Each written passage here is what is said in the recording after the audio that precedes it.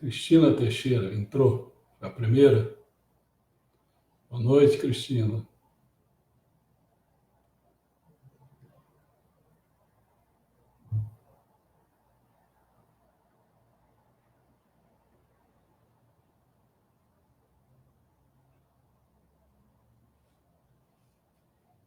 Está custando entrar mais pessoas, só tem você, Cristina, por enquanto.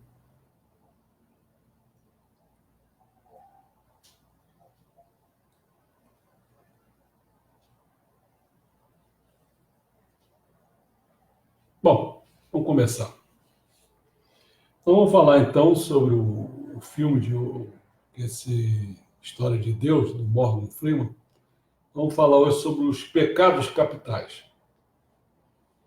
Então, as perguntas que nós temos aqui, né, apenas duas. Uma é como encaramos a realidade de que todos somos propensos ao pecado?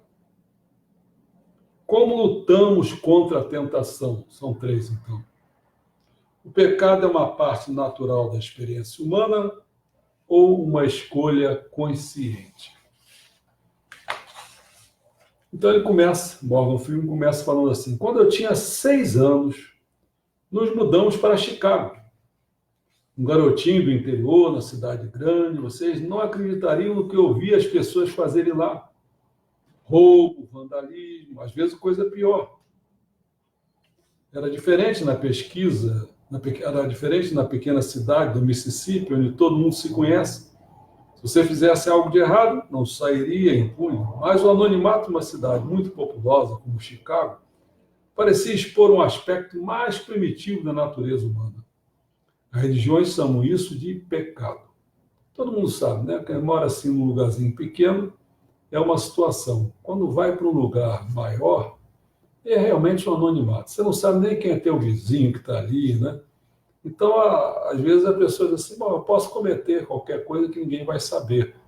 Já num lugar pequeno, não. Todo mundo te conhece, é o filho do seu fulano, ciclano, né? Então ele continua falando assim: as crenças ao redor do mundo têm as suas próprias práticas para prevenir e punir o pecado. Eu me pergunto, se juntarmos todas as ideias, será que conseguiremos dominar o pecado? Ele aí começa. Eu vou à linha de frente e vai fazendo assim, tipo um resuminho, falando algumas coisas e uma outra pessoa falando. Diz assim: eu vou à linha de frente na batalha contra o pecado. Desde rituais sangrentos em massa. Foi aqui que o pecado se tornou viral. Há um festival que derrota o mal. Aí uma outra pessoa fala: nós acendemos velas em todos os lugares para remover o mal. E ele: vou conhecer um carrasco torturado pela culpa. Por que tenho que continuar pecando se eu sei que isso é errado? E o carcereiro de Hanoi que não enxerga sua culpa. John McCain era meu amigo. Vou aprender sobre expurgar os pecados de um cadáver. Eles punham isso diretamente no cadáver e depois comiam. E vou perguntar se os maiores pecados... Então, seu avô foi o comandante de Auschwitz? O mestre do inferno? Podem ser perdoados? Então, assim, isso é um chamarisco, é uma coisa que ele fala, inclusive, tem a ver com aquelas 3 perguntas que eu fiz inicialmente, que como encaramos a realidade de que todos nós somos propensos ao pecado. Como lutamos contra a tentação? O pecado é uma parte natural da experiência humana ou é uma escolha consciente? Bom, ele vai a vários lugares, como a gente sabe. Ele começa indo, então, nas Filipinas, na cidade de São Pedro, né? E lá se encena a cena da paixão de Cristo. Até aí tudo bem. Mas eles começaram... Alguém teve uma ideia de que...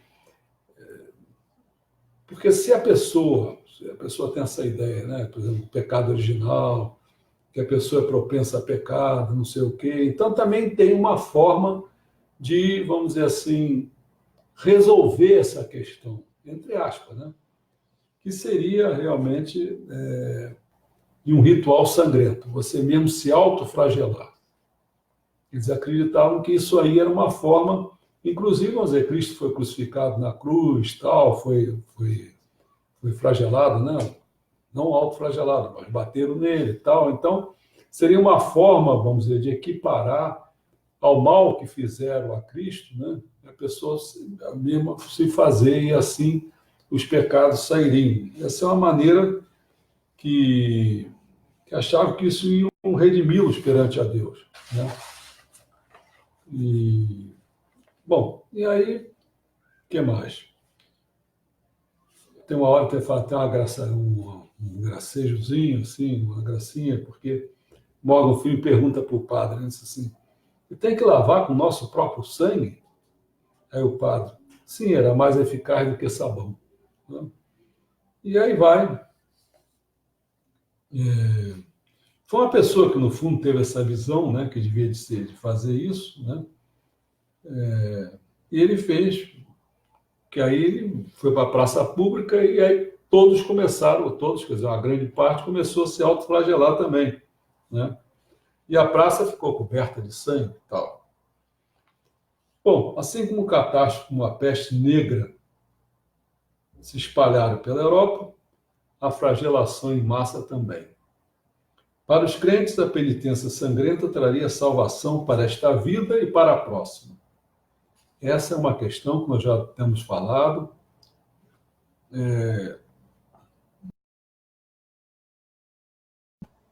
O que seria essa salvação? Lembra que eu falei ontem, né? Uma coisa é quando você passa a salvação para um plano espiritual. Quer dizer, lá é que você vai ser salvo, entendeu? Então você se planeja aqui e tal, faz coisas tal, de determinada forma, para você chegar lá e viver. Seria aquele feito ladrão chamado, acho que era Dimas, né? Quando Cristo disse, não, você vai estar comigo logo, né? No paraíso e tal. Bom, mas parece que havia um forte desejo humano de agir contra o pecado, às vezes através de chicoteadas, né? E, e aí, tudo bem, vamos passar para outra. Ele foi para a Inglaterra agora. E tem um jornalista que foi para aprender sobre a. Havia uma tradição que era de comer o pecado. Quando a pessoa morria, eles botavam comida assim, a pessoa está deitada, né? Morta.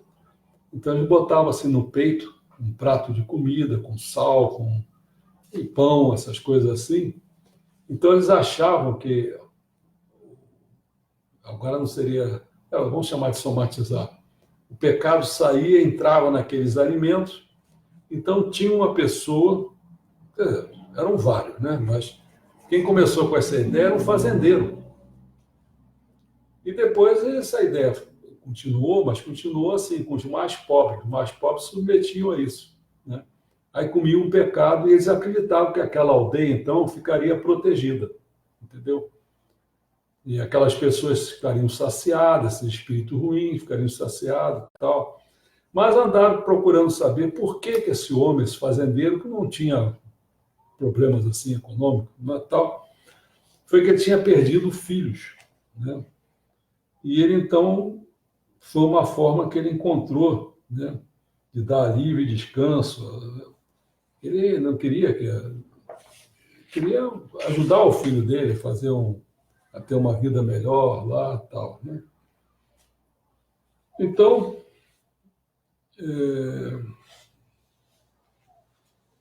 a motivação principal seria a morte repentina dos filhos. 3 de seus filhos jovens ficaram doentes e morreram uma semana, né?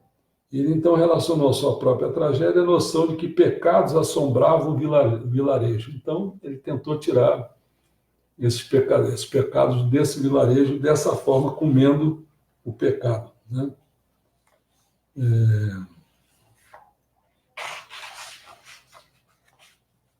Bom, aí vamos para que lugar?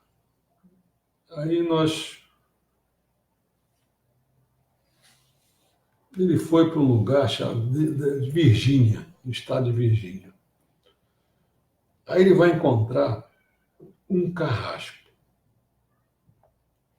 vou falar assim, mas ele, pelo menos assim, se eu disser ele foi carrasco, aí você já vai entender a situação. Mas ele faz pergunta, Morgan, se, como é que, quantas formas, você participou de quantas formas de execução? Ele falou 25 pela cadeira elétrica, 25.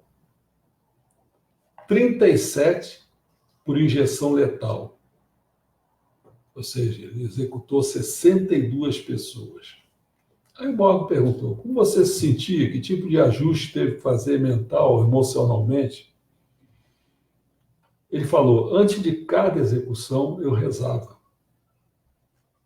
Eu recebi os condenados 15 dias antes da execução. Nesses 15 dias, eu tentava prepará-lo para o próximo destino. Então, ele raspava a cabeça, eu colocava a mão na cabeça da pessoa, rezava assim silenciosamente para ele, ficávamos os dois de joelhos, né? E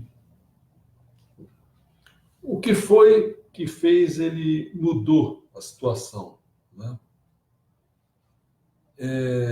Porque naquela ocasião ele achava que as pessoas tinham que pagar pelo que fizeram, sofreram, né? Tinham que sofrer por isso, quer dizer. Deu um exemplo de uma mulher que tinha de 86 anos, um camarada pregou os pés dela no chão, as mãos dela na cadeira, jogou gasolina na casa e ateou fogo. Ele falou, esse cara para mim não tinha que viver, não tem que viver olho por olho, dente por dente, não, tal.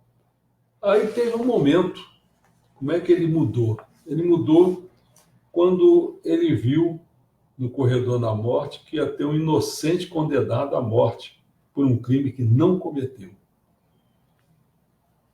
Então, faltava 9 dias para o nome desse carrasco era Jerry. Ele ficou a dúvida dele ficou, mas como é que pode? No sistema todo, em todas as minhas preces, eu pedia para Deus não permitir eu executar um inocente. Porque eu não queria estar na posição de tirar uma vida inocente. Ele começou a se questionar, né? Começou a ficar em dúvida. E essa dúvida, então, levou ele para uma situação mais esquisita do mundo. Olha aí a lei de causa e efeito. Ele ajudou um amigo a comprar um carro e esse camarada estava metido em drogas. Então, ele estava com dinheiro de drogas. Então, ele acabou sendo condenado por lavagem de dinheiro, por mentir a um júri. Ele foi preso. Ele viu a possibilidade de salvar-se do seu pecado de ter matado tanta gente. Ele disse que ouviu Deus dizer para ele, eu levei esse camarada a você, eu respondi a sua prece, mas você não parou de matar as pessoas. Então, Deus disse, se você quiser fazer isso, eu vou te trazer esse caso contra você. Eu vou garantir que você saia. E ele ficou preso por 57 meses. Né? Mais de 4 anos, né? Quase 5. Até o Morgan Freeman faz uma brincadeira com isso assim, e se eu lhe oferecesse esse trabalho agora? Ele disse, eu não aceitaria. Mas por que não? Porque aprendi que inocentes são executados. O sistema penal não é perfeito, não é justo. Você não vai responder porque é um pecado? Eu preciso, é pecado matar, né? E ele acabou sendo um ativista contra a pena de morte. Ele viajou o mundo todo tentando esclarecer as pessoas sobre alternativas à pena capital, né? Bom, já deu dois casos, né? Um terceiro, ele vai para Londres, para um lar em Londres de quase 500.000 de hindus. Porque na Índia é uma multidão de gente, né? Então 500.000 é uma coisa insignificante, mas é grandioso o número, né? Tomara que nós tivéssemos aí isso aí aqui, o messiânico, né, no Brasil. E eles iam participar do Diwali. Diwali é o Ano Novo Hindu. Esse é um festival de luz de 5 dias, celebra o triunfo do bem sobre o mal. Então eles ficam fazendo um teatrinho, uma encenação, que no final o bem vence o mal. Então esse tipo de peça faz com que eles se sintam triunfantes, né? É uma tradição muito antiga, né? Então o pessoal recebe o Norman na casa dele, né? E tem vários tipos de comida, né? Mas o importante é dizer, não lembrarmos de Deus e mantermos ele no centro de tudo. O Diwali é centrado na história de uma linda princesa chamada Sita, um avatar da deusa Lakshmi. Ela foi sequestrada e aprisionada por um rei demônio de muitas cabeças, que é o Ravana, com um exército de demônios. Com seu arco, ele matou o exército de demônios de Ravana. Com uma última flecha, ele matou Ravana e libertou a sua amada esposa. A tradição hindu diz que os súditos de Rama e Sita acenderam lampiões para guiar o casal de volta ao reino sobre a escuridão do mal. Esse é o festival, né, de luz. Estamos chamando Deus para entrar. Como Rama veio daquela vez, nós acendemos vela em todos os lugares e acreditamos que a maldade em nós, a escuridão em nós, deve ser removida para dar espaço à luz, às coisas boas de todo mundo. Essa atividade, essa festividade indiana do Diwali, né? Então é uma oportunidade da gente perdoar, de esquecer, né?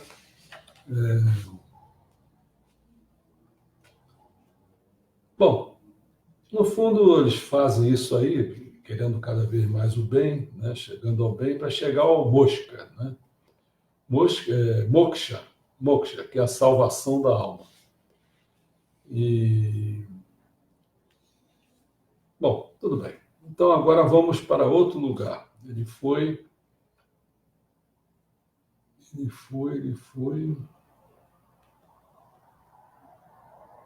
para Hanoi.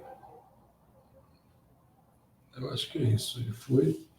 Então é um lugar em que tem. Ele foi para Vietnã, foi isso aí mesmo. Foi para o Vietnã, que lá tem o confucionismo, tem o taoísmo, tem o budismo, são 3. E é gozado que às vezes uma delas serve para uma coisa, a outra serve para outra. E as pessoas comungam as 3, entendeu? Então, ele vai para um torturador americano, lá do Vietnã. Ele, inclusive, aquele McCain, que foi presidente tentou ser candidato, foi candidato à presidência dos Estados Unidos, lembra? E ele foi um militar que atuou na guerra do Vietnã e ele caiu num determinado, foi um lago, quase que ia morrer, e foi salvo para esse pessoal e ele se tornou prisioneiro, né? Se tornou prisioneiro. Então foram entrevistar esse que era um torturador de prisioneiros, né? Foi exatamente onde ele trabalhava, esse camarada, que ele comandava, era o comandante daquela prisão. E eles aí foram começar a conversar, ele tocou na questão se ele lembrava do McCain e tal. Ele disse que sim, que o McCain não chegou a torturar, porque ele se tornou muito amigo do McCain, o McCain ensinava a ele inglês, entendeu? E aí teve uma conversa com ele e tal, e aí um outro camarada que entrou na jogada, ele começou a conversar com o cara que ele achava que esse diretor não queria abrir as coisas para ele, né? Será que teria torturado o McCain? Como é que ele fazia as coisas e tal? Assim, aconteceram coisas ruins, mas segundo ele, se for o caso, isso não importa.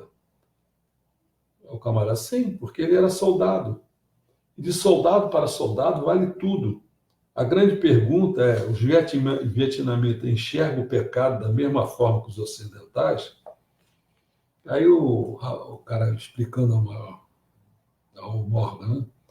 A religião dominante no Vietnã é o budismo, dominante.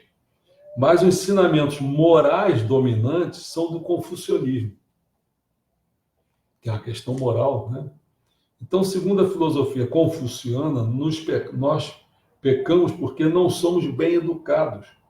São 5 regras cardeais de moralidade. A primeira é a benevolência, depois a retidão, a confiança, a sabedoria e rituais sociais. Então, essas 5 regras cardeais, se eu violar uma, não fiz nada no que diz respeito a Deus, mas pequei contra a sociedade. Morgan coloca essa questão de sim, contra a sociedade você destrói a relação social. A ética confuciana é muito prática, não é metafísica, não é filosófica, ela só nos pede para fazer o mesmo que esperamos que os outros façam a nós, ou seja, a regra do ouro. Né? Bom, aí ele até explica, esse jeito explica um pouco. A ética confuciana, ela age como uma cola que une a sociedade. Mas sobre líderes despóticos ou a imensa pressão da guerra, o mandato confuciano, para ser um bom membro da sociedade, pode cegar a moralidade fundamental de suas ações, até mesmo em retrospecto. Tem uma hora que ele fala assim, vamos voltar à ideia do senhor, desse que era o torturador, na prisão.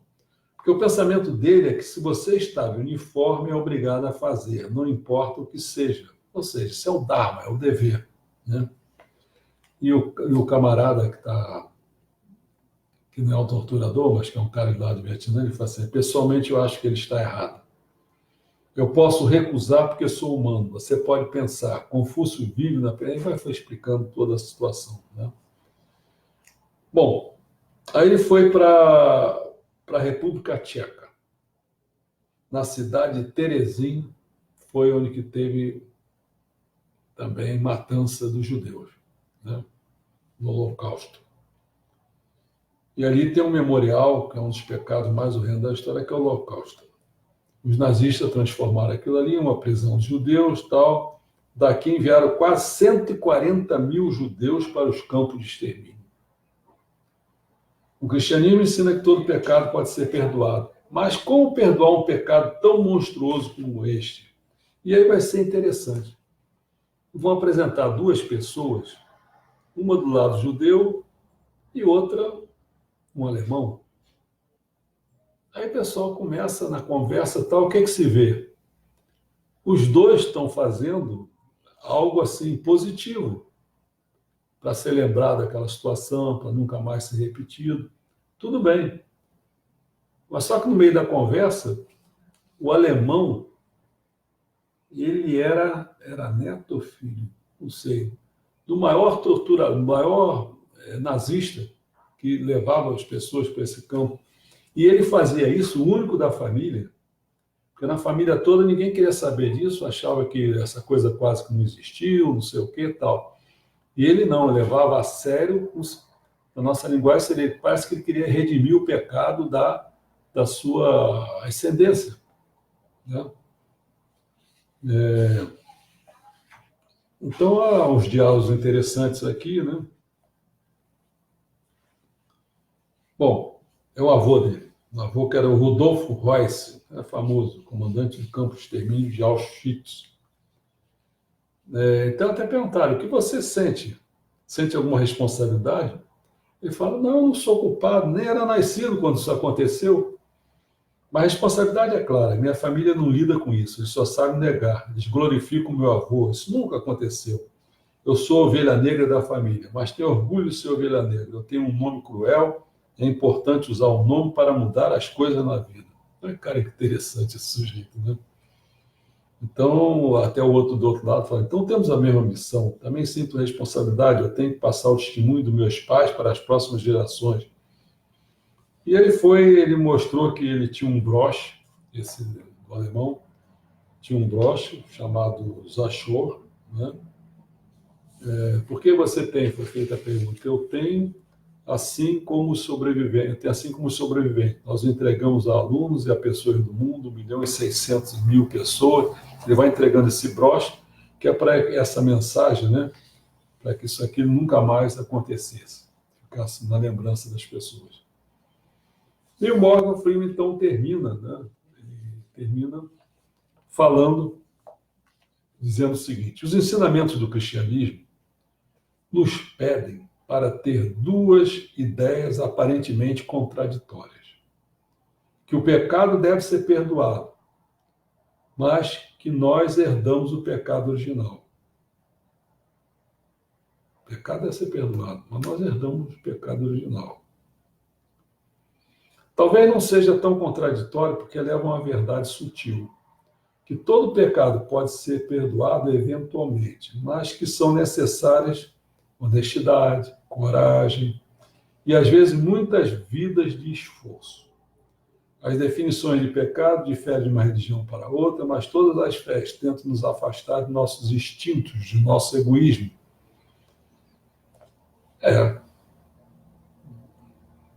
No fundo, para a gente seria afastar, não, mas a gente ter o nosso espírito primordial, ter a dominância sobre o espírito secundário. Esse é que é o segredo, porque quando vai para o contrário, aí é brabo. Você pode chegar até a ficar histérico, né? Assassino, esse negócio todo. Eles nos fazem pensar sobre o certo e o errado, eles nos fazem aceitar o nosso próprio fracasso, nos ajudam a pedir e oferecer perdão. Um poeta já escreveu: errar é humano, perdoar é divino. Eu acho que perdão é a melhor qualidade humana, e assim ele encerra, né, falando sobre essa questão dos pecados. Na próxima vez a gente vai falar, aí já vai ficar faltando só apenas dois, hein? Nós vamos falar sobre os mandamentos e depois o último, os segredos divinos. E assim a gente encerra essa série. E também na questão dos livros, eu estou achando que, acho que eu vou fazer, porque aqui nós vamos entrar agora no islamismo. Eu vou fazer 3 encontros nossos sobre o islamismo, depois mais 2 sobre essa questão do Deus global, e mais uma para falar, assim, com mais detalhes, a questão referente a esse texto, não aos filmes, colocar algumas coisas em cima desse texto, dessa evolução de Deus, colocar algumas coisas da Bíblia do século XXI ali. Esse aqui é o fechamento, que é o número, a 6ª aula. Então, são 6 encontros, então é possível que a gente termine, então, exatamente, talvez lá no final de setembro, né? Que nós temos aqui no dia 6, nós temos 13, 20, 27, mais 2, mais 3, lá quase para o final de setembro a gente encerra, né? Acho que encerrar antes também a questão da questão dos livros, dos ensinamentos do Meixo Sama. Deve faltar uns 4, daqui a um mês, eu acho, dependendo da gente como faça. Então, provavelmente, assim, eu estou com a minha esperança é que a gente já, a partir daí, já comece com a questão. Pelo menos 3 coisas eu estou na minha cabeça: fazer a literatura, os 160 livros, e fazer a parte de cinema, que são 700 e quase 800 filmes. Certo? E eu vou querer também começar, não sei se logo assim e tal, mas começar a Bíblia do século XXI. Vou fazendo aos pouquinhos e tal. Então, com isso a pessoa, eu vou falar sobre, acho que no dia que o João Carlos liberar o site, e as pessoas se inscreverem para esse site, eu aí vou falar sobre a programação para Mamerito durante pelo menos Mas a gente vai continuar por aí. Mas, assim, pelo menos mais do que esse ano, o ano que vem, quem sabe, se estivermos certo com o que a gente pensa, porque às vezes tem outra visão também, não sei dizer se a nossa está correta, mas a gente pensa que no dia 15 de junho de 2021 seria a entrada da era do dia ou alguma coisa mais significativa, não sei como dizer. Eu sei que a parte do paraíso terrestre está se calculando para 2048, até menos ainda, 2020 e pouco. Então vamos ver. Então vamos preparar as pessoas, eu vou dar todo a diretriz, né, para a gente poder fazer isso. Então, eu acho que é isso, né? Eu acho que estou olhando aqui, acho que ninguém tem perguntas, né? Então, essa semana eu ainda vou fazer coisas nessa semana. Eu quero acelerar mais as coisas, entendeu? Então, aí vocês, boa noite, Pedro. Vocês, então fiquem atentos, porque amanhã mesmo eu não vou fazer nada, não, mas talvez, sei lá, se quinta, sexta, sábado, alguma coisa assim. Tá bom? Então, obrigado pela presença. Até a próxima.